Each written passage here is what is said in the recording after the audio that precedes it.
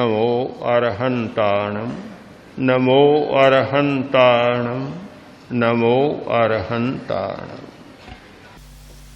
एक शिविरार्थी भाई ने पूछा,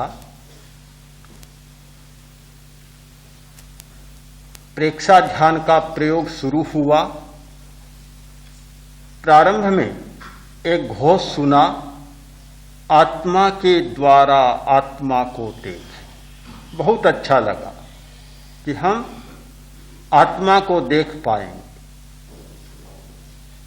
एक चिर स्वप्न जैसे साकार होने लगा। आत्मा को देखने की सबसे प्रबल लालसा मनुष्य में होती है।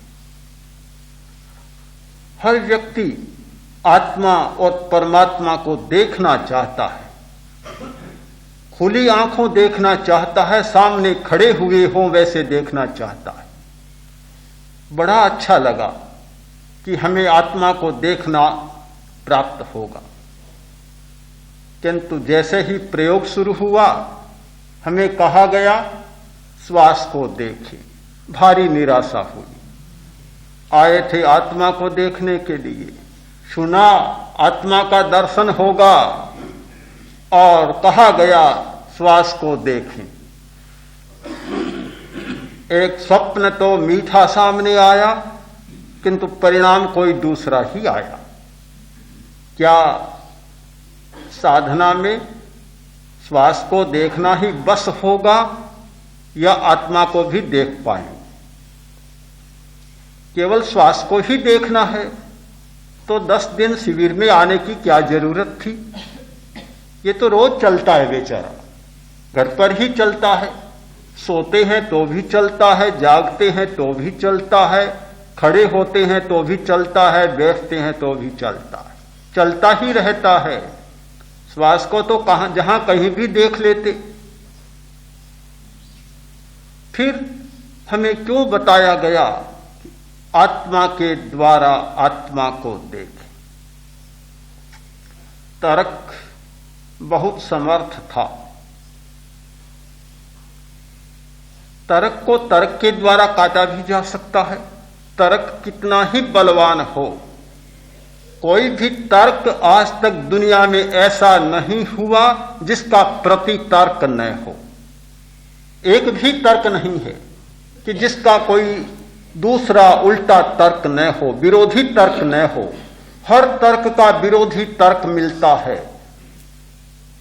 एक बार सुनते हैं ऐसा लगता है कि तर्क अकाट्य है। अगर अकाट्य हो वह तर्क हो ही नहीं सकता। अनुभव अकाट्य हो सकता है, तर्क कभी अकाट्य नहीं हो सकता। तर्क तो बुद्धि का खेल है, जो बुद्धि का खेल है वह अकाट्य कैसे हो सकता है? अनुभव चेतना का परिणाम है, वह अकाट्य हो सकता है। शाश्वत सत्य का स्पर्श होता है अनुभव के साथ, तर्क के साथ कभी शाश्वत सत्य का स्पर्श नहीं होता। मैं तर्क में नहीं उलझा, और इसलिए नहीं उलझा कि कल ही मैंने मेरे आचार्य से सुना था कि तर्क से सच्चाई नहीं मिलती, तो फिर उलझने का सवाल ही नहीं था। मैं 2 क्षण मौन रहा और मैंने कहा, मैं तुम्हारी बात को काटना नहीं चाहता, तर्क के प्रति तर्क प्रस्तुत करना नहीं चाहता, केवल एक कहानी सुनाना चाहता।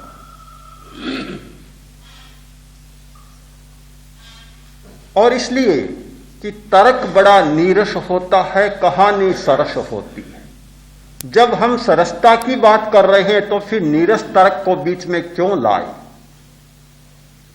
यह तुम्हारा प्रश्न इसलिए उठा कि तुम नियम को नहीं जानते। नियम को नहीं जानते।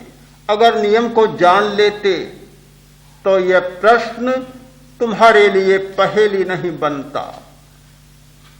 जब तक हम नियमों को नहीं जानते तब तक हर बात हमारे लिए समस्या बन जाती। आदमी दौड़ता है, पीछे कुत्ता भी दौड़ता है। आदमी इसलिए दौड़ता है कि कुत्ते के से भागता है, डरता है, और पिंड छुड़ाने के लिए भागता है। पीछे पीछे कुत्ता दौड़ता है, आगे आदमी दौड़ रहा है, पीछे कुत्ता दौड़ रहा है। पर क्यों दौड़ रहा है? नियम तो जान ले। अगर नियम जाने तो दौड़ने की जरूरत नहीं। आदमी भय के मारे दौड़ता है, और जब आदमी ज्यादा डरता है, भय ज्यादा होता है, तो एड्रीनल ग्रंथि का स्राव बढ़ जाता है, और वह एड्रीनेलिन जितना बढ़ता है उसकी गंध कुत्ते को आती है। कुत्ता गंध के पीछे दौड़ता है, आदमी के पीछे कुत्ता नहीं दौड़ता, वह गंध के पीछे दौड़ता है। जब खड़ा हो जाता है, कुत्ता भी खड़ा हो जाएगा, काटने नहीं भी आए पर खड़ा हो जाएगा। नियम को नहीं जानते, दौड़ते ही चले जाते हैं। अरे दौड़कर तो पीछे तुम बुला रहे हो उस कुत्ते को, तुम्हारी गंध एड्रिनल उपवृक्क ग्रंथि के स्राव की गंध उसको बुला रही है, बेचारा दौड़ेगा। खड़े हो जाओ, फिर कोई नहीं दौड़ेगा पीछे। आदमी खड़ा होना नहीं जानता, इसलिए सब पीछे दौड़ रहे हैं। अगर खड़ा होना सीख जाए, जान जाए, तो कोई भी पीछे नहीं दौड़ेगा। स्वयं खड़ा और सब दूसरे खड़े हो जाएंगे। हम नियम को नहीं जानते। 10वें कालिक सूत्र पढ़ा, उसमें एक श्लोक है, हथ संजय पाय संजय, बाह्य संजय संजय इंद्रिये, अज्झपरये सुसमाहि अप्पा,